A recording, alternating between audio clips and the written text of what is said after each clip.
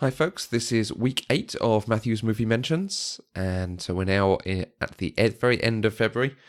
I have watched fewer films this week. I've been talking recently about how I wanted to focus on better quality films that I felt were not so disposable, were more interesting, a bit more in-depth. I think I'm beginning to achieve that. There were definitely fewer films watched, but mostly recently I've been travelling and visiting people, so that obviously takes some time. I did get to go to the movies a couple of times, and going to the cinema is always a great experience. I love going and watching a film at the cinema. It really good because both times we went, there were people who were clearly very into films, and they wanted to give us a good experience. There was a lady called Devon at Odeon in Guildford who was thrilled that we were seeing a film that was less popular than others, but still a really good film. It was a night when there were lots of people there. It was surprisingly very busy, but there were lots of people watching Black Panther and 50 Shades Freed, the newest 50 Shades film. So she was like, oh, great, people are coming to see this smaller film as well. And there was a chap on the door at the Picturehouse in Bradford whose name I didn't catch, but he spent ages talking to how we got around the screen because we saw a film on IMAX. So obviously there were lots of steps and lots of climbing up, and then we had to leave from a different door. And then he even came up to us as the credits started rolling and made sure everyone in the cinema knew there are going to be some scenes in between the credits. So that was really nice to have someone so into giving everyone a great experience. So this week I have watched Room. A bit strange. From the marketing material that I'd seen about this, I wasn't sure what to expect. I knew vaguely what the story was, that it was about a woman and her young son who were being kept imprisoned in a single room. But the publicity I saw, the room looked really nice. I was really surprised at how it looked well catered for them. I couldn't quite figure out what was going on from what I'd seen, but it turns out that's a bit later in the film when they are actually in a nice film, in a nice room. So that was a mystery solved. The room surprised me actually a little bit because the film is shot from the point of view of the boy, the young boy. So we got some exposition, but quite often it was quite light. It was being given in the way you would talk to a 5-year-old child. The mise en scene, the sense of what the room was like and everything, the aesthetic of it and the light coming in, it was much lighter. Even the sound used over the top, it was much lighter than you would expect for what done in another way would be much darker, much more of a thriller. I was surprised that the film had a lot more story than I expected. I thought it was going to be them escaping from the room, but that's literally the first half of the film, and then it goes from there. And it's a really good look at people dealing with trauma, both the people involved in it, their relations, the people who had a knock-on consequence of knowing the people going through this trauma. So yeah, I really enjoyed Room. I thought it was very, very well done.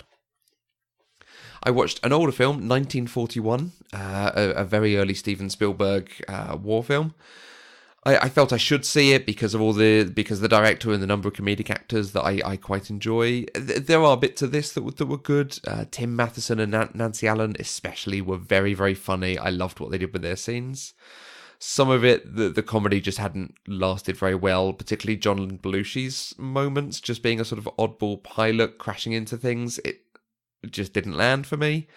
And then there was a lot of it that just seemed problematic. There was one character who was effectively trying to rape a woman at the end, and then she gets rescued by a guy and ends up making out with him, but her friend is still going after the guy who tried to rape her because she fancied him. Very problematic. At least I've seen the film now. I watched Kick-Ass 2. I didn't really enjoy the first Kick-Ass, but it did have enough that I could be tempted by the sequel, and then seeing Jim Carrey was in it, I thought, it could be fun, it could be interesting. I probably should have trusted that first instinct, as I learned a number of weeks ago. The film was very heavily in the male gaze. None of the characters were likeable, and by and large, the plot was pretty thin and pretty weak. So, at best, this was very lackluster, and generally, it was quite bad. However, I got to go to the movies and see The Shape of Water, and I was delighted by the amount this film did that was quite different and fairly unexpected. There's a lot in this film that doesn't need to be there necessarily. The older chap hitting on the young guy in the diner, the way musicals are used, the nature of the Russian scientist who helps them out. There was a lot in there that wasn't necessary, but did add a nice element to it. I really enjoyed it for those extra moments on top of what would have been a fairly nice story, but they made it more interesting. I feel like the film's pacing suffered a bit. There were times that it definitely drifted and wasn't grabbing the attention like earlier moments had. I think if I'd watched it at home, I would have been checking social media or doing something on a phone or tablet. So being at the cinema helped this. The whole story with the general putting pressure on Michael Shannon, who is Michael Shannon is the villain and very good at that. But I feel like we're trying to be made to empathise with his situation. And I don't think it works, and I don't think it's necessary. You could have probably brought back 20 minutes of the film and really tightened up the pacing by getting rid of that whole subplot. And then at the weekend, I went to the IMAX to see Black Panther. Normally, I would see an MCU film or a new Star Wars, a DC film, so something like that, a big release on the opening weekend. I couldn't do that this time, so it was a bit strange not to be part of the conversation about Black Panther for the first week or 10 days that it was out. Seeing links and jokes and comments and things being posted and not being able to partake and read and share. It didn't detract from the film. I feel like I knew a lot more about what was happening when I actually saw it. But not necessarily in a bad way. I just went, oh, that's Shuri. Everyone loves Shuri. I'm expecting good things from her. The film absolutely delivered on everything I had as an expectation. It's a tremendous film. It's gorgeous. It's visually very different from the rest of the MCU. The sequence in South Korea was very ordinary on MCU standards, but I feel like they need to do that. And certainly the way it has gone to the bank in South Korea, it's worth them doing that international scope of it sometimes, I think. The gender representation was much more balanced than we've seen before, and I think that helped some of the portrayals. It made them more interesting where they could have been a bit tropey or caricaturesque. The actors portraying those roles brought a lot to them that we wouldn't have seen otherwise. I think Black Panther has to be my recommendation this week. Everyone's seen it already, but it was enjoyable in a way that the MCU isn't often just enjoyable for what it is. It was not necessarily having to go to snarky humour or anachronistic fish out of water type humour. It was really a very high quality film, so I thoroughly enjoyed it. I liked how much it stood on its own. I was annoyed at Civil War by how much you couldn't watch Civil War if you hadn't seen the other films at all.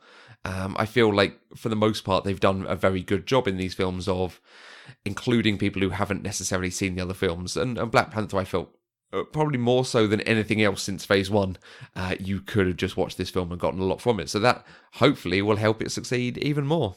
I don't feel like I have to see it again, but I know when I do see it again, when it's on Sky or something, I will thoroughly enjoy myself. So, a great film.